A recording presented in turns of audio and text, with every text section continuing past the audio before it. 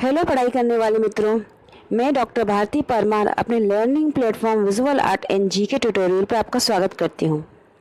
दोस्तों, आज का वीडियो है TGT PGT visual art test series का पार्ट 5 और ये सारे ही प्रश्न बहुत महत्वपूर्ण हैं क्योंकि आगामी परीक्षाओं में इसमें से कई प्रश्न आने की संभावना हो सकती है, क्योंकि ये सारे ही प्रश्न कई परीक्षाओं में पूछे जा चुके हैं, चाहे वो NVS हो, KVS हो, DSSS भी हो या नेट JRF हो।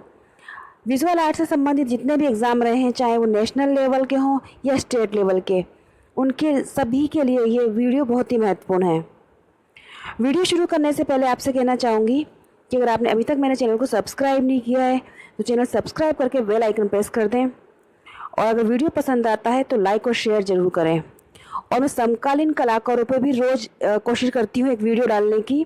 एक उनके ऊपर उनकी कला यात्रा का डिटेल में बताती हूँ, फिर एक उनके ऊपर प्रश्नोत्तर का वीडियो बनाती हूँ, जिससे कि आप अगर उसको पहले आप उनकी कला यात्रा को देखने के बाद प्रश्नोत्तर का देखेंगे तो आपका एक अच्छा सा रिवीजन भी हो जाएगा और काफ़ी सारे क्वेश्चन उसमें सॉल्व हो जाते हैं। अगर आपने अभी तक वो वीडियो नहीं देखे हैं तो ज़रूर देखें। तो आइए शुरू करते हैं TGT PGT visual art test series का पार्ट 5। मेरा आपके लिए एक सुझाव रहेगा एक अच्छी प्रिपरेशन के लिए कि आप इस टेस्ट सीरीज़ को सॉल्व करते जाएं, एक पेन पेपर लेकर बैठें और अपने आंसर लिखते जाएं, और फिर आप लास्ट में काउंट करें कि आपके कितने आंसर सही हो रहे हैं। फिर आप कमेंट बॉक्स में मुझे लिख के बता सकते हैं कि आपके कितने आंसर सही हुए हैं। उससे आपको एक खुद का अंदाज़ा हो जाएगा कि आपको कितने आंसर इसमें से आते थे। और इस टेस्ट सीरीज़ में मैं हर टेस्ट सीरीज़ में 20 क्वेश्चन सॉल्व कराती हूँ। तो चलिए शुरू करते हैं। पहला क्वेश्चन है, महाबलीपुरम के मंदिर किस कला का उदाहरण है? तो महाबलीपुरम के जो मंदिर बने थे वो बने थे पल्लव काल में, तो पल्लव कला के उदाहरण है। ये भी आ सकता है किस काल के थे, तो पल्लव काल के थे या पल्लव शासकों ने बनवाए थे, और पल्लव कला के ये उदाहरण हैं। तो ऑप्शन ए है इसका आंसर, पल्लव कला। अगला प्रश्न है, देवगढ़ झांसी का मंदिर किस राजवंश से संबंध रखता है? देवगढ़ झांसी में जो मंदिर है वो किस शासक ने बनवाए थे, ये पूछा गया है। तो वहाँ पर जो मंदिर है वो विष्णु जी का मंदिर है। आपको बता दूं, विष्णु का दशावतार मंदिर है और ये बना था गुप्त राजवंश ने, गुप्त शासकों ने बनवाया था। ऑप्शन बी है इसका आंसर। याद रखिए, देवगढ़ झांसी में पूछा जाता है कौन सा मंदिर है, किस भगवान को समर्पित है, ये भी पूछा जाता है। तो भगवान विष्णु को समर्पित है और उसका नाम है विष्णु दशावतार मंदिर, और ये गुप्त शासकों ने बनवाया था। अगला प्रश्न है, देवगढ़ मंदिर झांसी किस पत्थर से निर्मित है?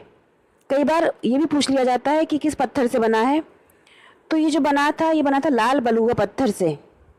देवगढ़ झांसी का जो मंदिर है वो लाल बलुआ पत्थर से निर्मित है।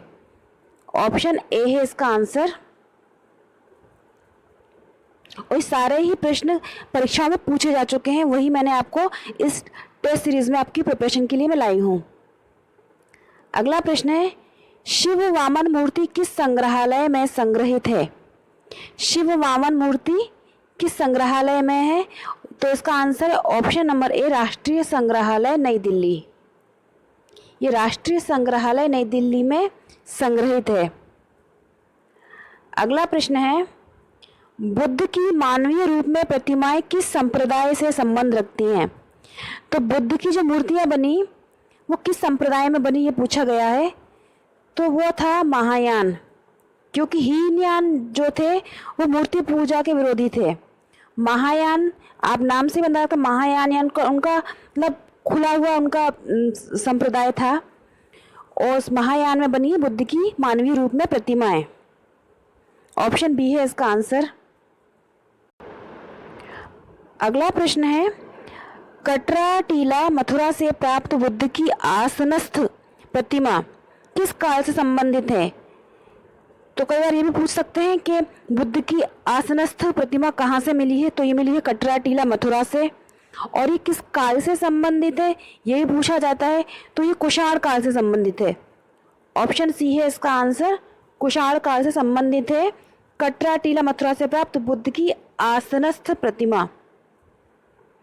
अगला प्रश्न है, गर्भगृह की अवधारणा से संबंधित है। तो गर्भगृह की अवधारणा जो थी वो हिंदू मंदिरों से थी। ऑप्शन बी है इसका आंसर, हिंदू मंदिरों से संबंधित है गर्भगृह की अवधारणा। अगला प्रश्न है, दिलवाड़ा के जैन मंदिर से बने हैं। तो दिलवाड़ा के जो मंदिर हैं वो बने हैं संगमरमर के। ऑप्शन डी है इसका आंसर। ये सफ़ेद संगमरमर से निर्मित है दिलवाड़ा के जैन मंदिर। बिमल शाही मंदिर भी कहा जाता है इनको, और इनको कहा जाता है ये जैन मंदिर है, भगवान जैन को जो जैन धर्म के समर्पित हैं, और ये संगमरमर से बने हैं। अगला प्रश्न है, खजुराहो के अधिकांश मंदिरों का निर्माण राजवंश द्वारा किया गया। खजुराहो में जो मंदिर बने वो बने थे बहुत मतलब तकरीबन 200 से ऊपर, लेकिन अब उसमें से शायद 20-25 ही मंदिर अब शेष बाकी हैं। तो अधिकांश जो मंदिर बने वो किस राजवंश ने बनवाए ये पूछा है, तो इसका आंसर है ऑप्शन ए चंदेल। चंदेल शासकों ने अधिकांश मंदिरों का निर्माण करवाया था खजुराहो के मंदिरों का, और ये है मध्य प्रदेश में। हर साल खजुराहो महोत्सव भी यहाँ पर आयोजित होता है। अगला प्रश्न है, दीदारगंज से प्राप्त चामर धारणी यक्षी प्रतिमा कहाँ संग्रहित है।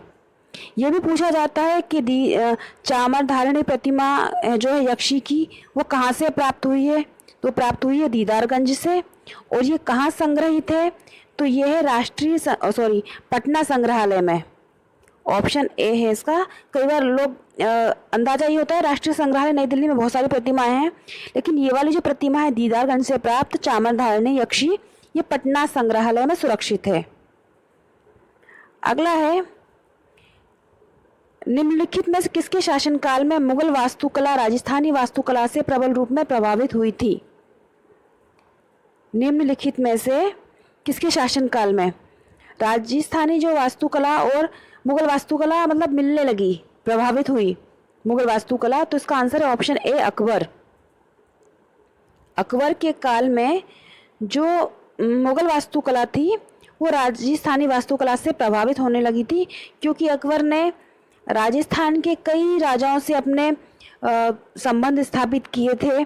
उनके मैत्री संबंध भी थे और उन्होंने शादी भी की राजस्थान में, और इस तरह से उनके संबंध हुए राजस्थान से, तो उनकी जो कला थी मुगल कला, उस पर राजस्थानी वास्तुकला का प्रभाव आने लगा था। अगला प्रश्न है, भारतीय ग्रंथ बृहत संहिता के रचयिता कौन है। बृहत संहिता के रचयिता है वराह मिहिर। ऑप्शन डी है। यहाँ आपको बता दूं, मैंने भारतीय ग्रंथ और उनके लेखक के ऊपर 2 वीडियो बनाए हैं, वो ज़रूर आप देख लें, क्योंकि अक्सर एग्जाम में पूछे जाते हैं। उसमें काफ़ी सारे लेखक और पुस्तक और ग्रंथ मैंने कवर करने की कोशिश की है। तो यहाँ पर एक बृहत संहिता लिखी थी वराह मिहिर ने। ऑप्शन डी है इसका आंसर। अगला प्रश्न है, राघव कनेरिया किसके शिष्य थे। तो राघव कनेरिया जी जो थे वो थे शंखो चौधरी जी के शिष्य। ऑप्शन ए है इसका आंसर, शंखो चौधरी।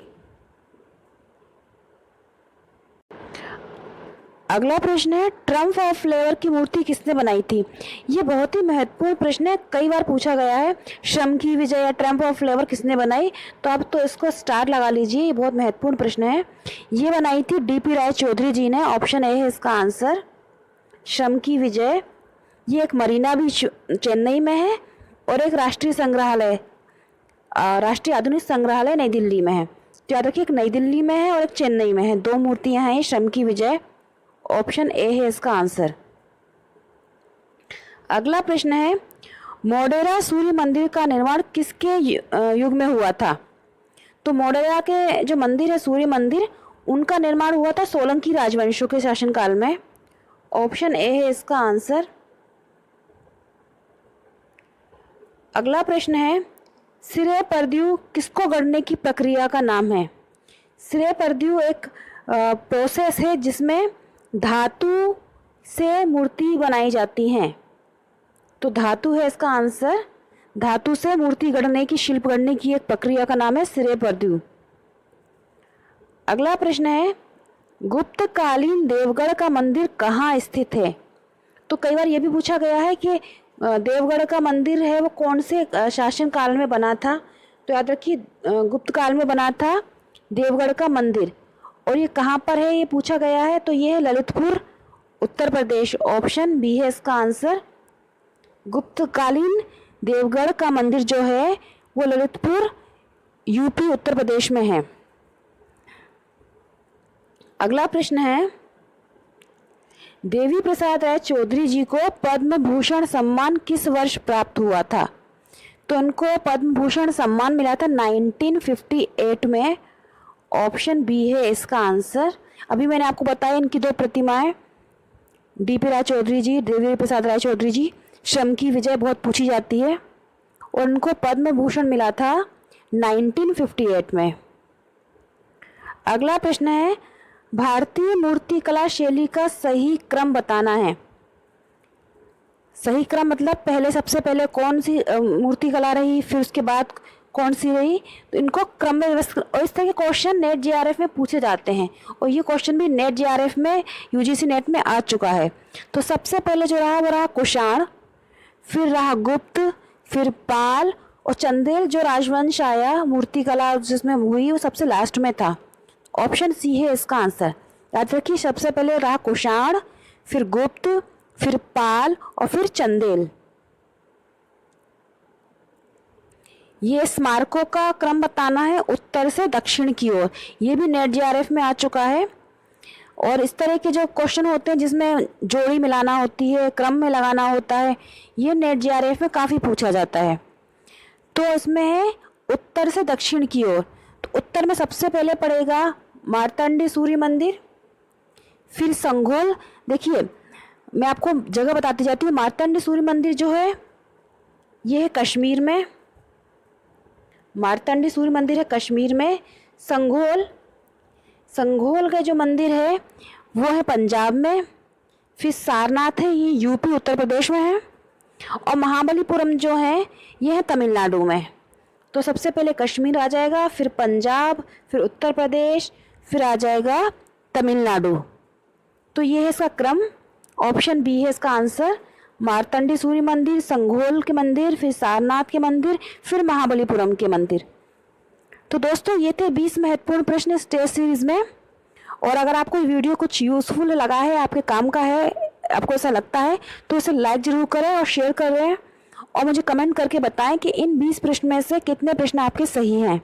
और अच्छे से अपनी पढ़ाई जारी रखें। आगामी परीक्षाओं की जैसी डेट घोषित होती है मैं आपको अपडेट करती रहूँगी।